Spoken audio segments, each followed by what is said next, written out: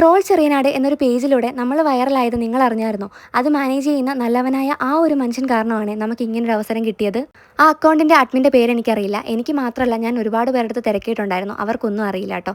അറിയാവുന്നവരാരെങ്കിലും ഉണ്ടെങ്കിൽ ഒന്ന് കമൻറ്റ് ഇട്ടേക്കണേ. ആ അക്കൗണ്ടിൽ ഞാൻ മെസ്സേജ് അയച്ചിട്ടുണ്ടായിരുന്നു. എൻ്റെ മെസ്സേജ് എല്ലാം കണ്ടിട്ടും റിപ്ലൈ ഒന്നുമില്ല. മറ്റുള്ളവർ പറയുന്ന കാര്യങ്ങൾ വേറൊരു രീതിയിലാക്കി കണ്ടന്റാക്കി പോസ്റ്റ് ഇടാൻ മാത്രമേ പുള്ളിക്ക് അറിയത്തുള്ളായിരിക്കും. നേരെ നോക്കി സംസാരിക്കാനോ അല്ലെങ്കിൽ അതിനെക്കുറിച്ച് പറയാനോ ഉള്ള ഒരിത് കാണത്തില്ല. അതെന്തെങ്കിലും ആയിക്കോട്ടെ. ഞാൻ കരുനാഗപ്പള്ളിയിൽ പോയിട്ട് സാധനങ്ങൾ മേടിക്കുന്ന ഒരു വീഡിയോ കുറച്ച് ദിവസം മുമ്പ് എൻ്റെ അക്കൗണ്ടിൽ പോസ്റ്റ് ചെയ്തിട്ടുണ്ടായിരുന്നു. ആ വീഡിയോയിൽ ഞാൻ 2 കാര്യങ്ങളാണ് മെയിനായിട്ട് പറഞ്ഞത്. എൻ്റെ നാടിനെക്കുറിച്ച് പറഞ്ഞു. എൻ്റെ നാടിനെക്കുറിച്ച് ഞാനല്ല പറഞ്ഞത്. എൻ്റെ നാടിനെക്കുറിച്ച് മറ്റുള്ളവർ പട്ടിക്കാട് എന്ന് പറയാറുണ്ട്. അത് കേൾക്കുമ്പോൾ എനിക്ക് വിഷമം വരാറുണ്ട്.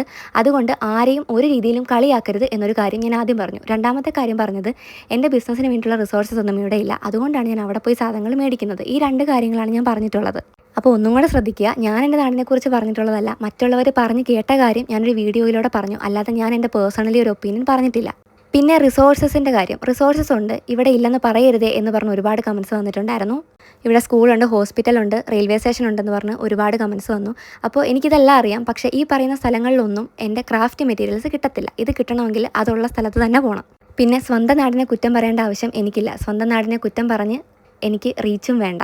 അത് വേറൊന്നും കൊണ്ടല്ല, 19ാമത്തെ വയസ്സിൽ കയ്യിലുള്ള സേവിങ്സ് വെച്ച് ഇവിടെ റിസോഴ്സസ് ഒന്നും കിട്ടില്ല എന്നറിഞ്ഞിട്ടും ഇതിനിറങ്ങി പുറപ്പെട്ട എൻ്റെ കോൺഫിഡൻസ് മാത്രം മതി എനിക്കിതിനെല്ലാം. അല്ലാതെ ഒരു വ്യക്തിയെയോ ഒരു നാടിനെയോ ഒരു പേജിനെയോ കുറ്റപ്പെടുത്തി മറ്റുള്ളവരെ കളിയാക്കി പോസ്റ്റ് ഇടേണ്ട ആവശ്യം എനിക്കില്ല.